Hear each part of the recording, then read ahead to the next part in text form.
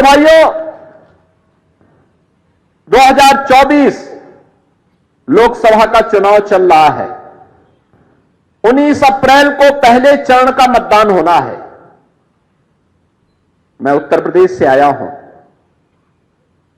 80 Lok Sabha seat हैं उत्तर प्रदेश में।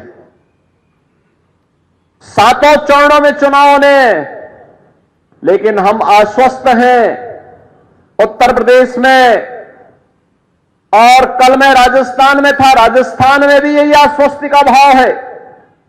उत्तर हो, दक्षिण हो, पूरब हो, पश्चिम हो, पूरे देश के अंदर एक ही भाव है। सबके मन में एक ही भाव है, एक ही आश्वस्ति है। और संभवतः आजादी के बाद पहला जनरल इलेक्शन है जिसके परिणाम के बारे में भी जनता जनार्दन पहले से अवगत है। और वह परिणाम के बारे में अवगत है कि आएंगे तो मोदी ही,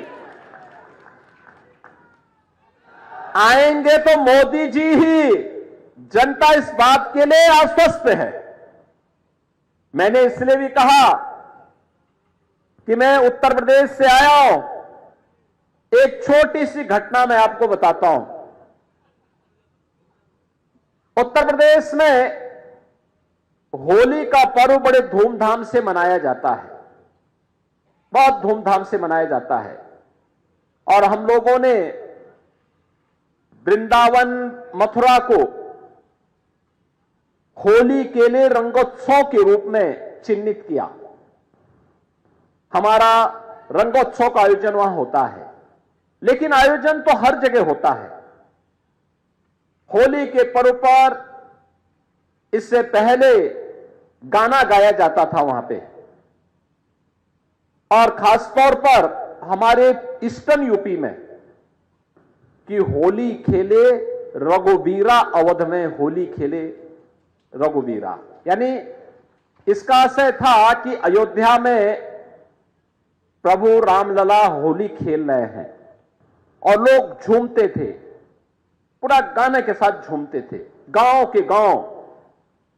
लेकिन बहनों और भाइयों, 500 वर्षों से अयोध्या में रामलला को किसी ने होली खेलते हुए नहीं देखा।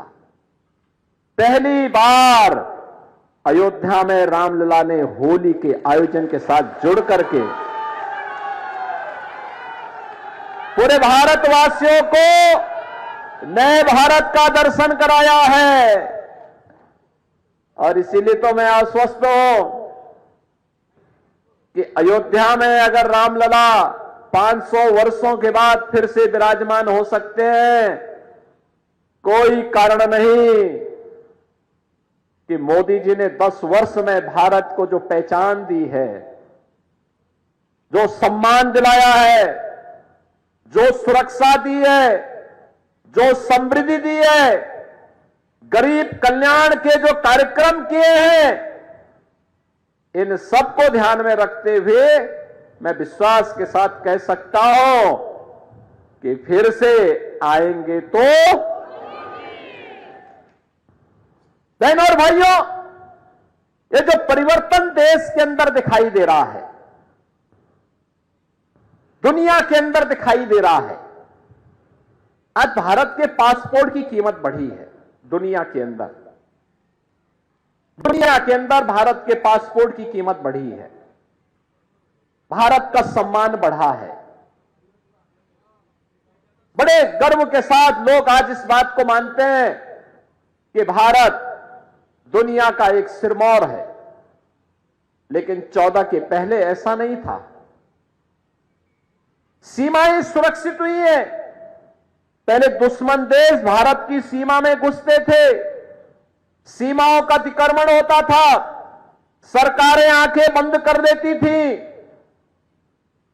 अब कोई सीमा का अतिक्रमण नहीं करता है। मैं तो 4 दिन पहले ब्रिटेन के एक प्रतिष्ठित समाचार पत्र द गार्डियन को पढ़ रहा था। उसमें उसने एक समाचार प्रकाशित किया था जिसमें उसने कहा कि पाकिस्तान के अंदर 2 वर्ष पहले 20 आतंकवादी चुन चुन करके, दुर्दांत आतंकवादी चुन चुन करके मारे गए, और इसका शक पाकिस्तान ये मानता है कि सब भारत ने कराया है। यानी इसका मतलब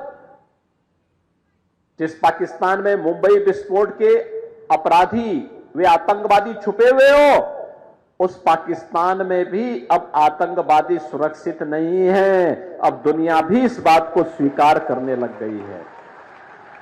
दुनिया ने भी आतंकवाद को एक समस्या मान लिया है। जो लड़ाई भारत की है, उस लड़ाई में दुनिया आपके साथ खड़ी है। ये चीजें आज दिखती है कि किस ओर भारत ने जैसे जो किया, दुश्मन भी अब भारत की सीमाओं का अतिक्रमण भी नहीं कर सकता, और देश के अंदर आतंकवादी गिरोह कोई आतंकी वारदात करने का दुस्साहस भी नहीं कर सकता। आप देख रहे होंगे ना कि कहीं कोई घटना, अगर स्थानीय स्तर पर कोई पटाखा विस्फोट हो जाए तो पाकिस्तान पहले सफाई देता कि नहीं नहीं हमारा हाथ नहीं है, बोलता है ना। और नहीं तो पहले पाकिस्तान सीना तान के बोलता था। आज उसको मालूम है अगर वो करेगा तो मोदी जी का नेतृत्व में जो सरकार है ना, ये पाकिस्तान के अंदर घुस करके ही उनका काम तमाम कर देगी।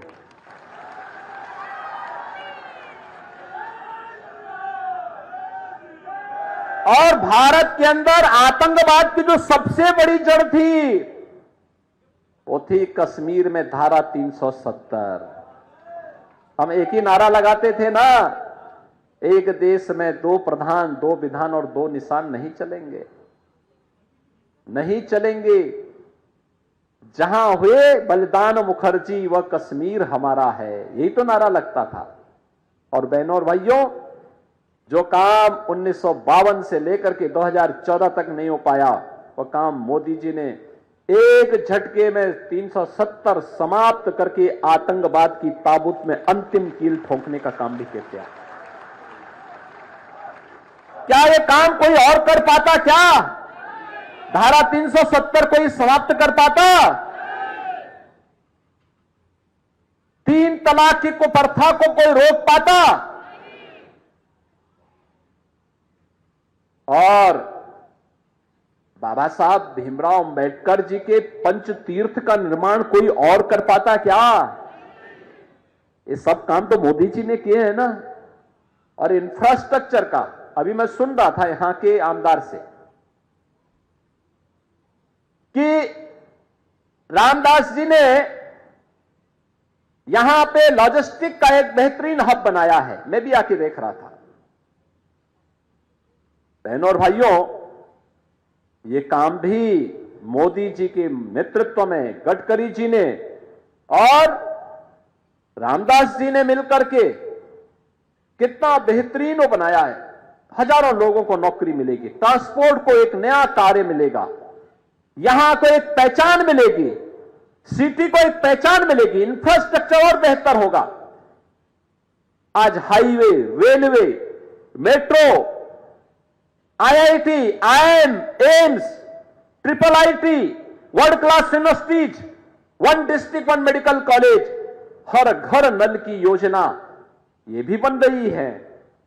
और गरीब कल्याण की तो कोई सानी ही नहीं। भारत के अंदर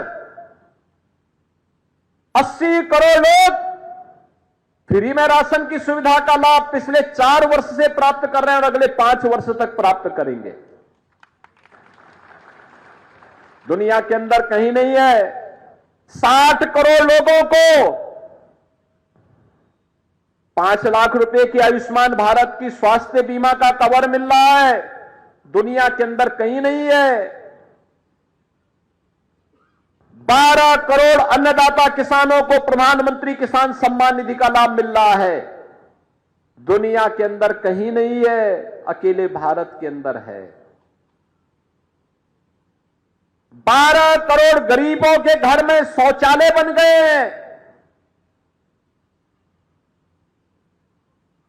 10 करोड़ घरों में उज्ज्वला योजना का फ्री में LPG का सिलेंडर प्राप्त हो गया है।